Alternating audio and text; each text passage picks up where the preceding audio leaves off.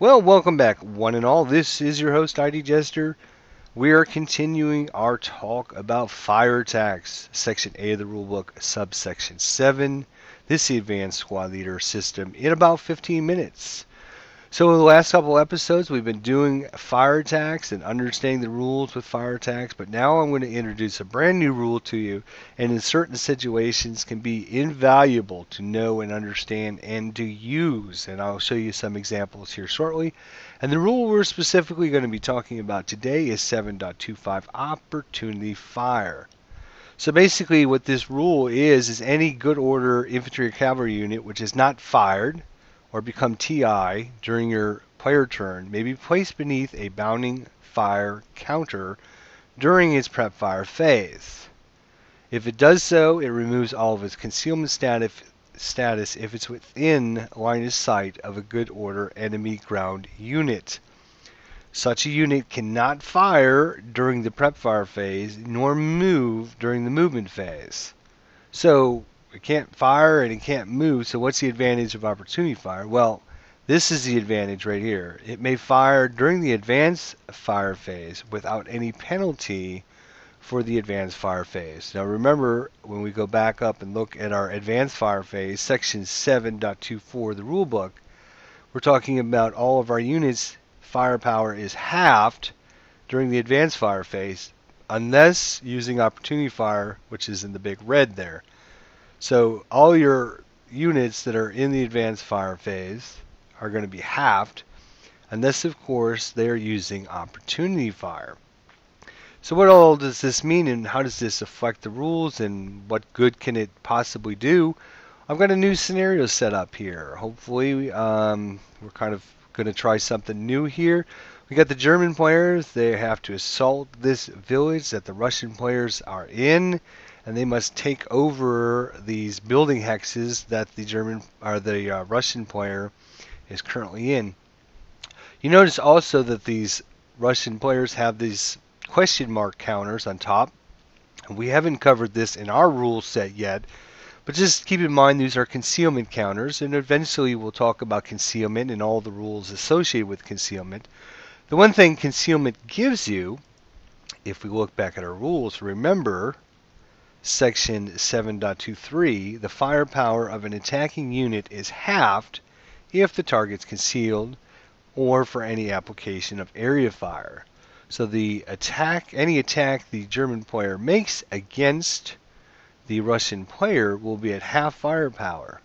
You can see the German player's been trying without avail here to do some attacks during his prep fire phase and see if he can damage, wound, or do whatever he can cause damage to the Russian player so that he can move up units into those building hexes and start to take them back.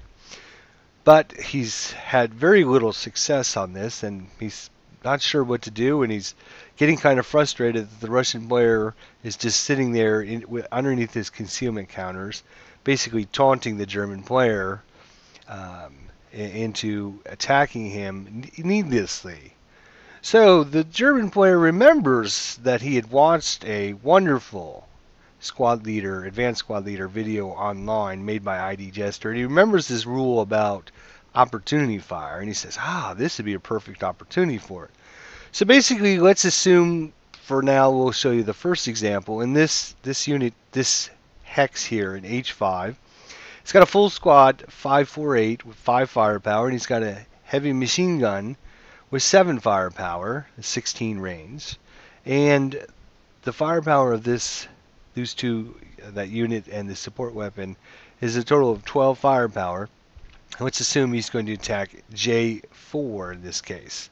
So he's got 12 firepower, but remember, because of that rule, he's losing half his firepower, so half of 12 is 6, and there actually is a 6th column, so he'd be on the 6th column. There is a -1 because he's with a 8-1 leader, but unfortunately, and we haven't covered section B of the rule book, but I'm going to start to get more and more involved with our different terrain types. The stone buildings, any of the gray buildings are stone buildings, and they are going to give you a +3 die roll modifier when you're shooting into those buildings. The brown buildings are wood, and these give you a +2, such as M4, N2, K2, G1. These are brown buildings, so they would give you a +2 modifier. And of course, the hexes such as M3, E1, C2, these are woods, and those are going to give you a +1 modifier. So +1 for the woods, +2 for the wood buildings, and +3 for the stone buildings. So you can see any attack that you're going to make into this hex is going to have a +3 die roll modifier. Well, not only that, you're losing half your firepower because the enemy is concealed. So in this case, we'll just assume that the German player rolls a 7. He gets a -1 for the leader, and he gets +3 for shooting into the stone building. So the total will be a +2 to his attack. So if he rolls a 7, he would add 2 to that, and he would have a 9 total. And you can see 9 on the 6th column is a big fat nothing. He gets squat out of that, and all he does is put a prep fire counter on his units. They can't move, and they're done. Now, like I was saying a few minutes ago, the German player remembers this video, and he says, oh, wait a second, now would be a perfect opportunity. I am now going to put a bounding fire counter on this unit.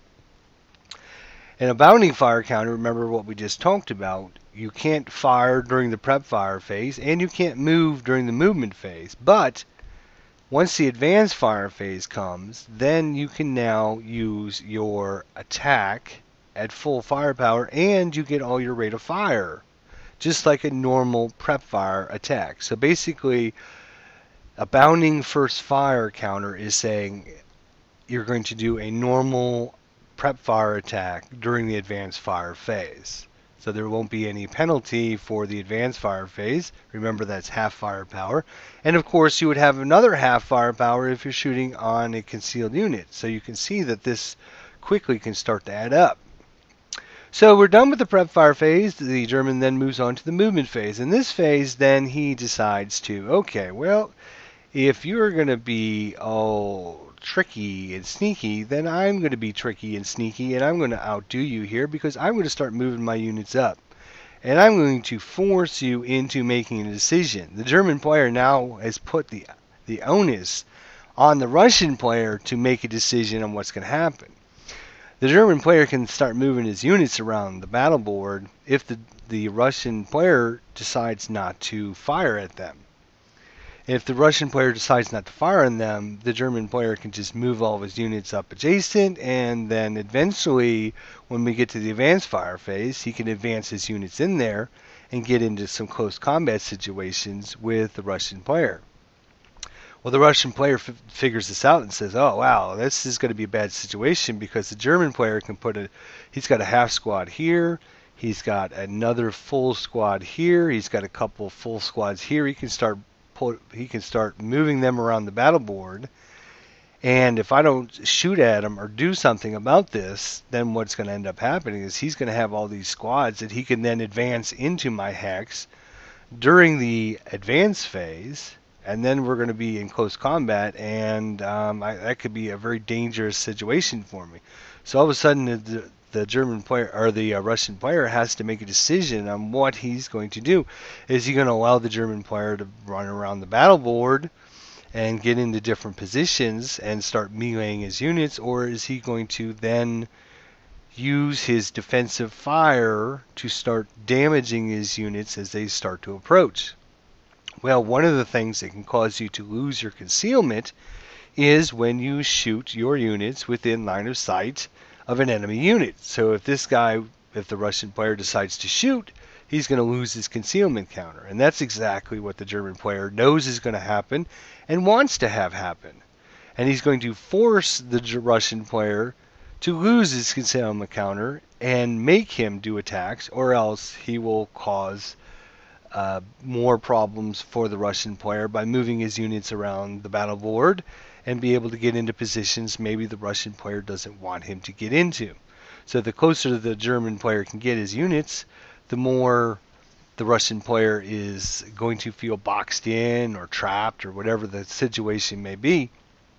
For those of you who remember our video on routing, if the German player is able to get some units and surround these units, and then these units break and they got nowhere to run to, well, then they're eliminated for failure to rout.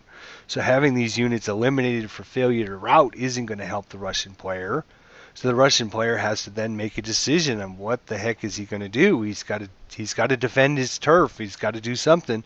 Well, he's going to have to start shooting, and when he starts shooting, he's going to lose his concealment counter.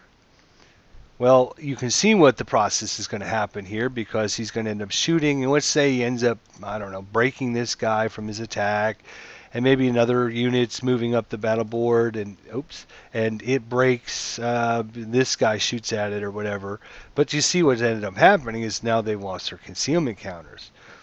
Well, once the advanced fire phase is done, we're going to go over more in depth about the advanced fire phase, and of course definitely going to be talking about the defensive fire phase. In that case, all the defensive units gets to do their attack and try to damage the enemy units.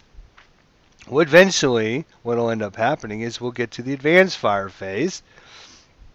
Well, when we get to the advanced fire phase, remember all these units that are now moving around the battle board, if they can get up and adjacent to enemy units, they're going to be shooting at double their firepower because they are adjacent to enemy units.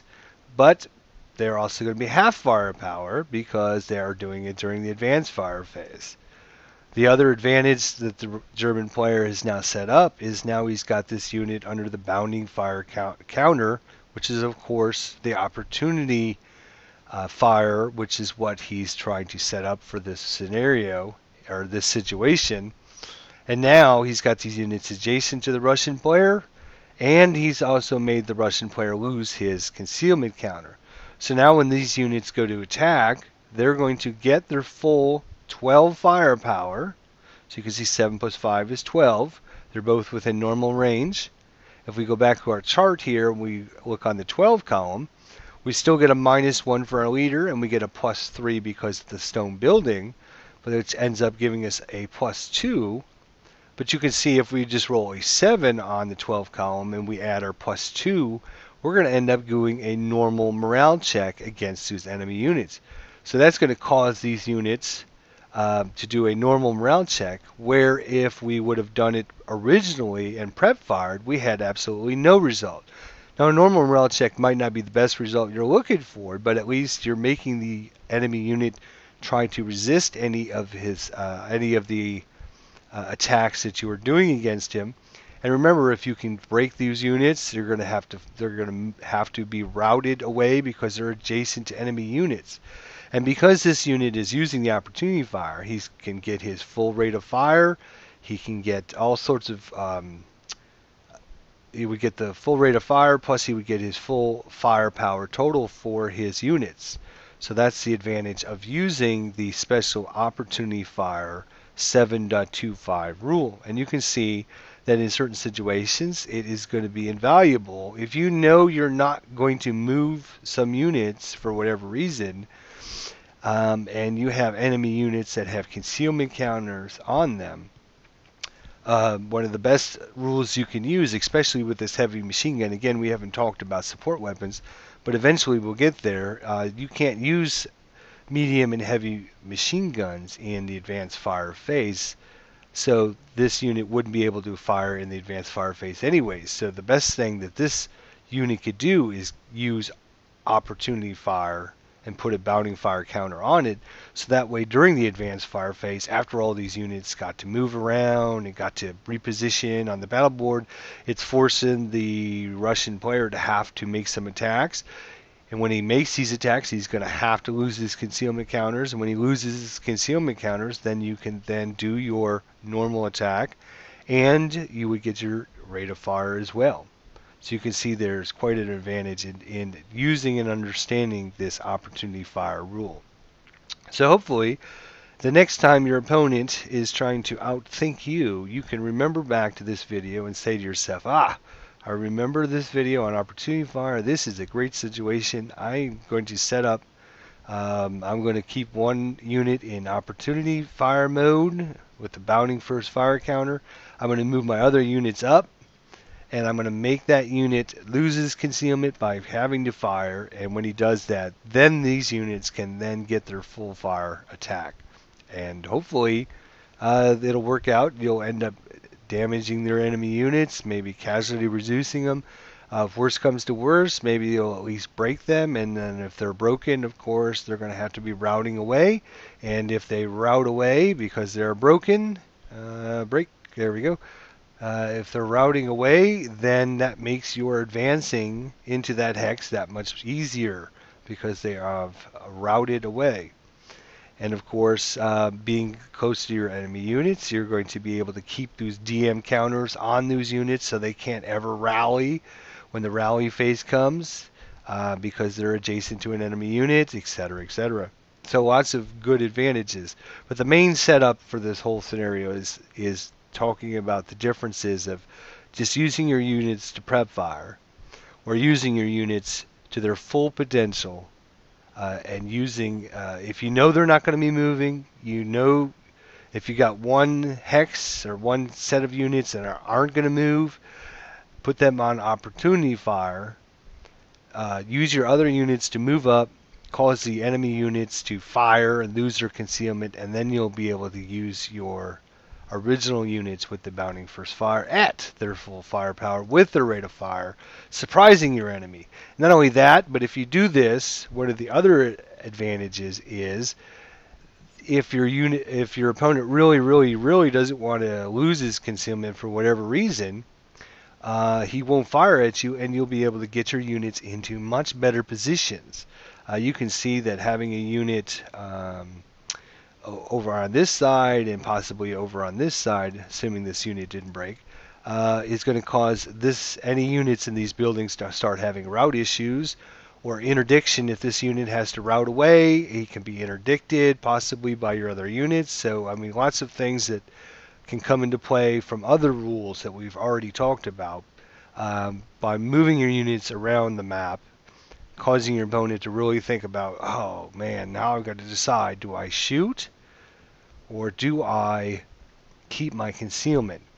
And the more, and I can't stress this enough, the more you make your opponent think and make decisions, the better chance he will of making the wrong decision. The more decisions you force upon your opponent, if he's got to think about, oh, what do I do about this guy? What do I do about this guy? And you're constantly doing that. If he's just sitting back with his concealment counters and not doing anything, and he's not making any decisions, then he's not going to make any wrong decisions.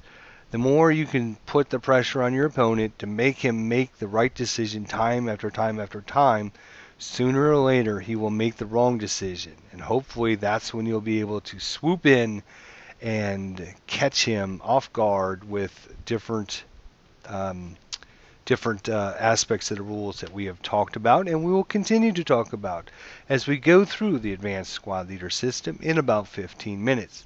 So hopefully you'll be able to use this opportunity fire in your next face-to-face or online opponent, and definitely talk with some people if you're not familiar with this rule. See, to tell you the truth, I even occasionally forget to use this, and eventually I think to myself, oh, I should have used opportunity fire. Why didn't I do that? So it's an easily forgettable rule. It's only one little paragraph in the rule book, but it is invaluable to understand and comprehend so you can use these rules to help you understand the ASL system that much better. So thanks for watching. I appreciate it, and we'll see you next time.